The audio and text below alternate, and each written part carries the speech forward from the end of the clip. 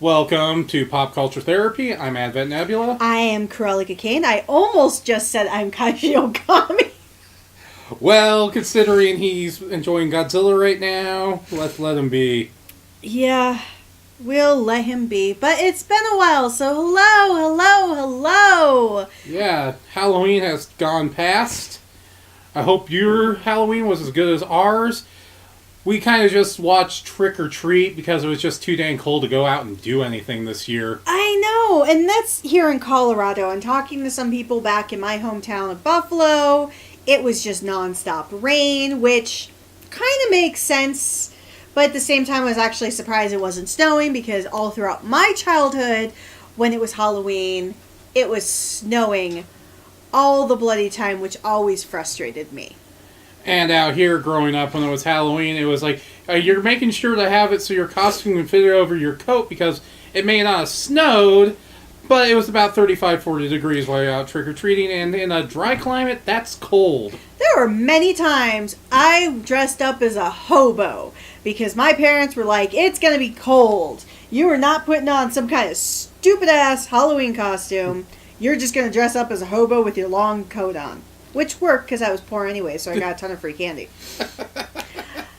Alrighty, so now that we've passed the start of the season, and it's so scary to think that Halloween kicks it off, but it makes sense in a way because being a Wiccan, Halloween is my new year, so it's kind of like starting a brand new year. It's starting into the brand new year, and with that, we've got brand new shows that have started on TV. The fall anime season is into its 5th week by now for most of the shows. For a lot of the shows. And then we still have some of those that are carrying over, like Dr. Stone, My Hero Academia. Black Clover's going into its 110th episode this week. Yes, that is... I have to catch up. I am so far behind Black Clover. And then you have Fire Force, which is continuing. But you have a lot of series. And the one thing I have to say on my personal purview is that this anime season is actually a little dull for me, which is surprising because usually the fall season, just like the spring season for anime, is where you get a lot of really good shows, but it feels like the summer season did that this year. Yeah, the summer is the one where it kicked off a lot of the shows that are continuing on into the current season, which is kind of unusual, but it's not too surprising considering it seems like more and more of the series are falling into the streaming as the main revenue income now since it's become so big worldwide. Well, I think streaming has helped make it more available for the mass media. Yeah. Because I remember the good old days where you would have to spend $30 for a VHS tape that would have 3 episodes, and you would have to wait 6 months for the next VHS tape to come out. And then when DVD became popular, at least you got 5 episodes. Sometimes it was only 3 or 4, though, depending on the company. Yes. But I think once Crunchyroll did it in America, because streaming was not really it was a thing because Netflix, but it wasn't really a thing anywhere in the world until Crunchyroll said, you know what, everybody's going to illegally download this, which they did originally, so Crunchyroll is not innocent by any means, but they decided if people are going to do this, let's go legit and let's stream it with commercials. And then when they went legit, they got an office in Japan, and now they're owned by Warner Brothers. So if not for Crunchyroll, all the fans out there today would not have the content that they do. You wouldn't have all the streaming services in Japan. And you wouldn't have what's happened now where a lot of the anime that doesn't go on the broadcast television just goes straight to Netflix Japan and airs on a weekly basis. So a lot of those shows automatically get picked up by Netflix in America now. And then you also have, now Amazon's doing it, you have Funimation doing their own, you have Hulu, you have I don't know if Neon Alley still exists. Neon Alley got merged into Crunchyroll. And you have ADV still. Well, that's now High Dive, which is Sentai Filmworks, and Section 23 Films, his own streaming site. So there is a lot of it, and that has really changed the dynamic of the anime season, because, not to say, oh, back in my day, but in all honesty, when I was younger, watching anime, well, one, anime really didn't, it existed, but it wasn't super popular when I was a teenager, so it's not like you could easily find it everywhere. But in my 20s, when it became a little bit more popular and commonplace, you only had, like, it felt like 6 or 7 series a season, especially when you read, like, the new types. Yeah. And they talked about all the new series.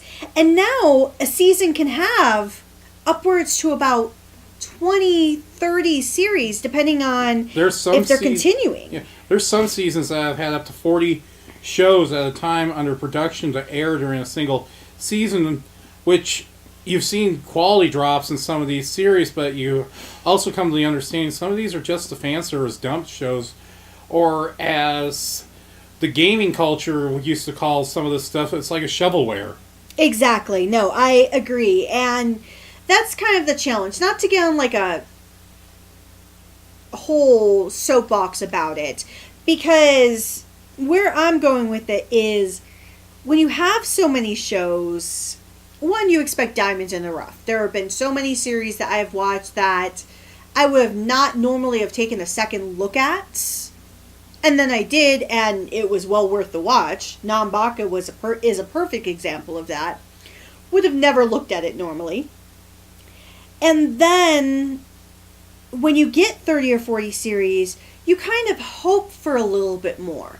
But sometimes I feel like all of these series are trying to do what has worked for Fate, what has worked for Sailor Moon, Dragon Ball, what has worked for Yuri on Ice more recently, trying to do those more impactful things. That's why you're seeing a lot more sports anime or slice of lifes or different things like that. Like one I'm kind of curious to watch is called Beastars, which Netflix, that one I've actually been intrigued to watch if I had a Netflix account again, but oh, I still have Netflix. I don't log in anymore because I got my Prime account. I haven't logged in a while.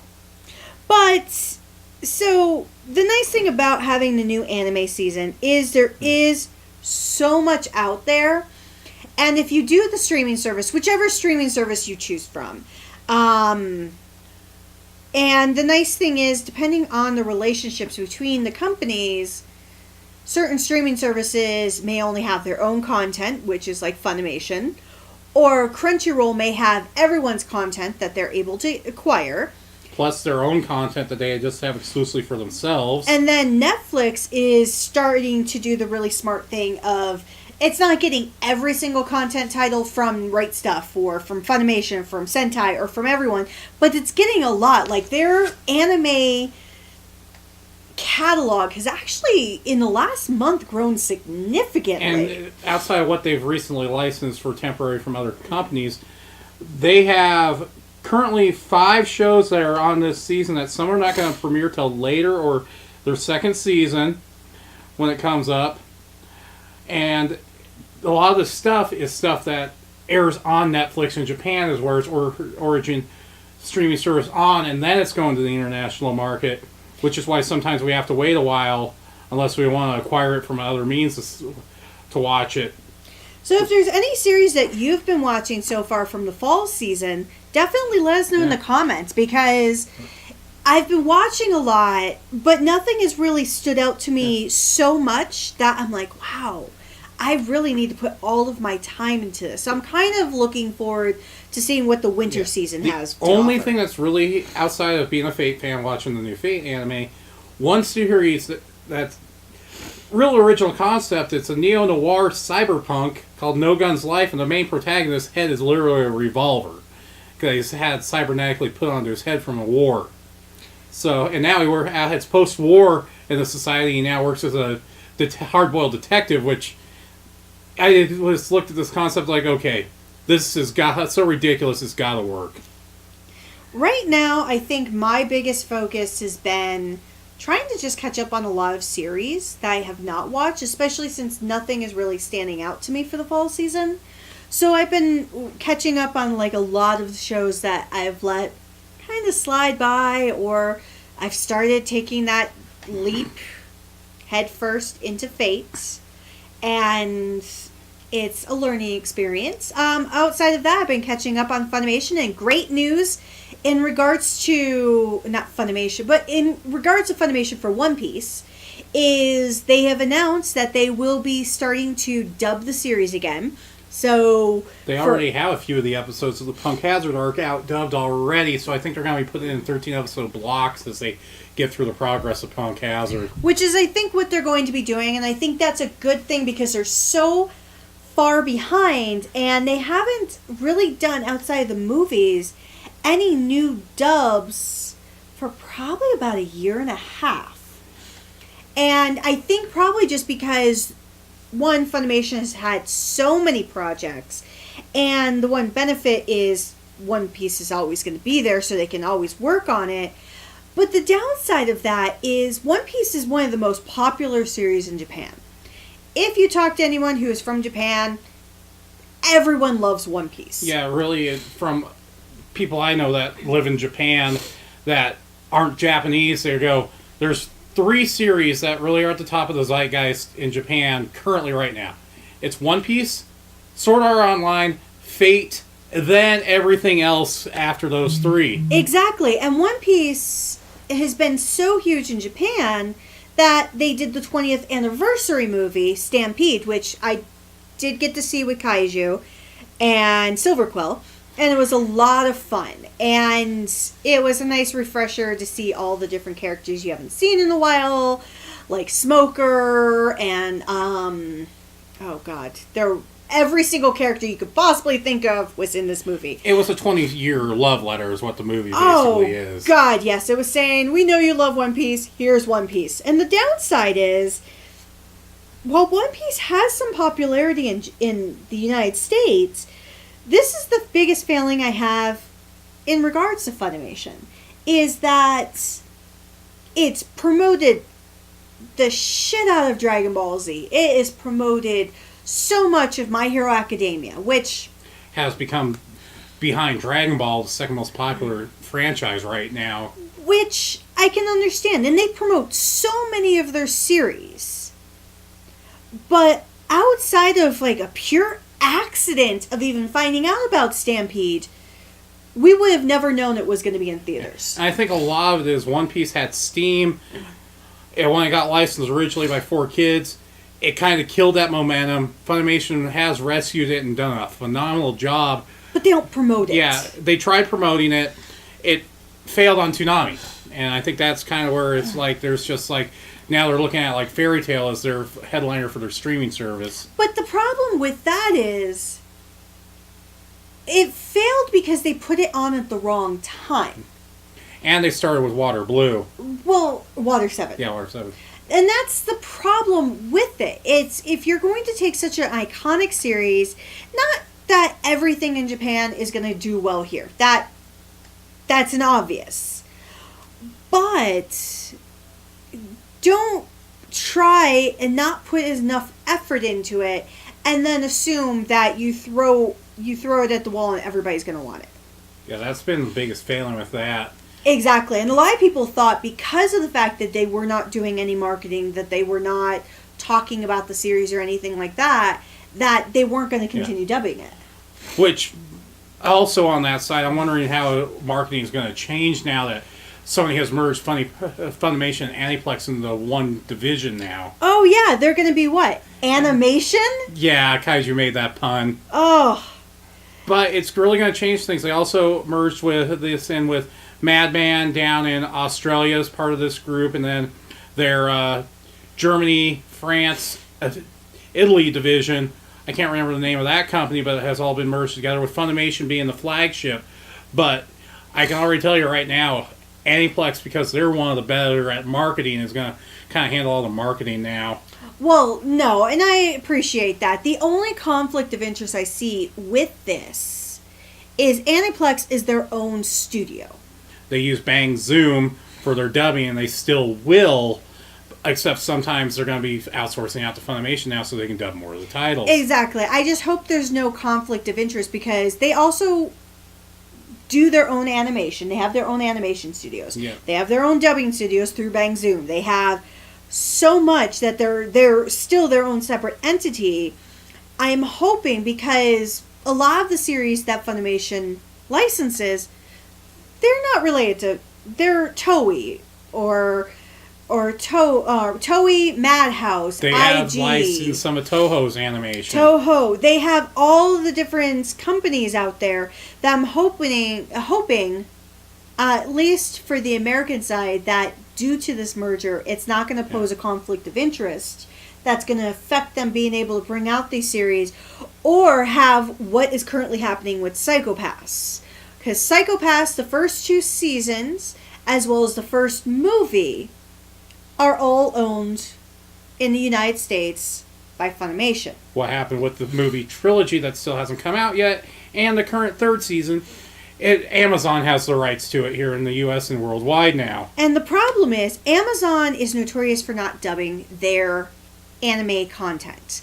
They typically do what Sentai is generally doing right now. Well, Sentai has stopped that now because they're getting back into the dub market again. Yeah, but... What Sentai used to do. What Sentai was notorious for doing for so long was just releasing it in Japanese, just adding the subtitles, and doing it like that. Which, if you're a language purist and you prefer just having the Japanese dub track, because I am not going to play this game of saying Japanese is the original language. Yeah. Because most anime series, technically, just like is usually animated, and then the dubbing is done later so that it can be animated to where it can be distributed to anyone, they can dub it. Yeah. So it's all considered dub. Which I think this is a really stupid decision by Amazon with their release of Vinland Saga.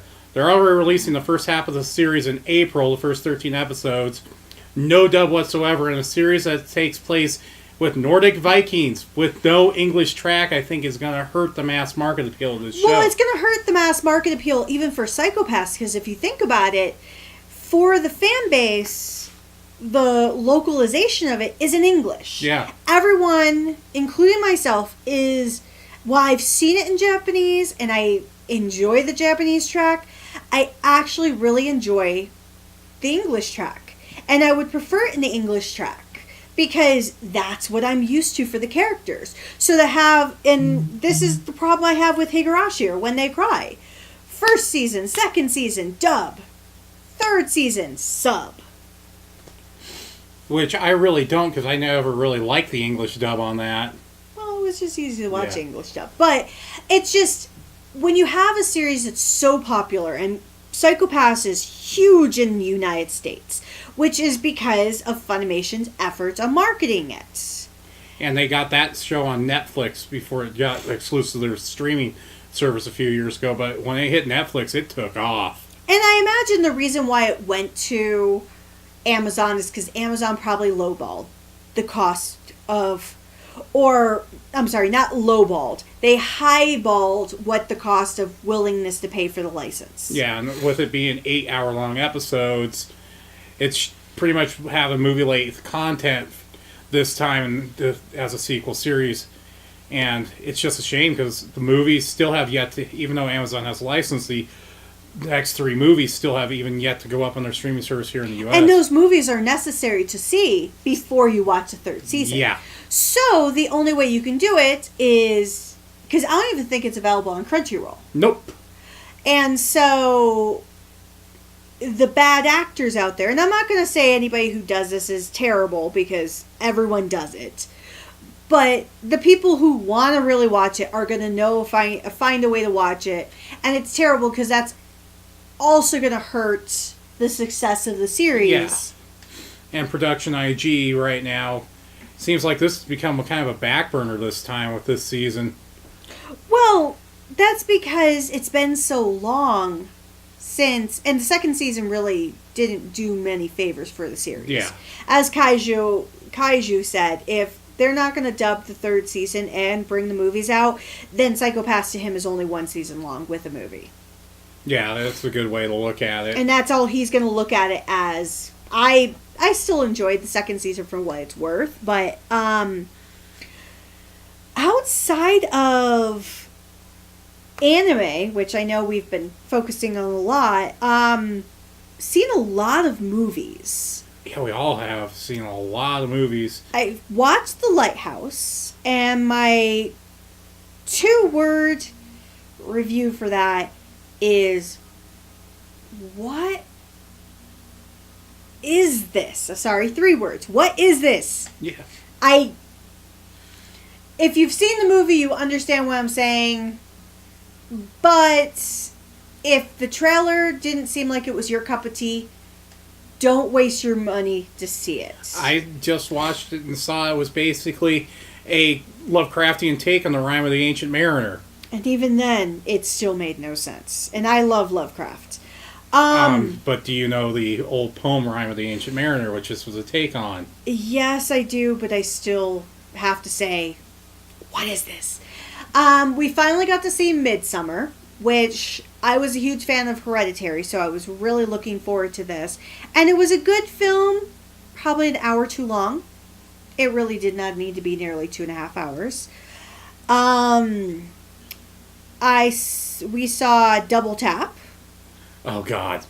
I still have quotes from that movie going in my head. It was a worthy sequel. Double Tap is proof that if you love what you do, you can have a 10-year break and still have the movie appear as though time, yes, has passed, but you do it in an authentic way where the characters have grown up as you expected them to have grown up. Yeah, they all aged in a 10-year gap as you expected them to, and I just love the fact they made sure that Tallahassee's character would be the exact same in that 10-year span where the other 3 characters would have that natural growth. But that makes sense, because Tallahassee did not seem like a character who would ever grow. Yeah. And my standout favorite character from the movie is Madison. If you've seen the movie, you'll know who she is. And for me, it was Berkeley.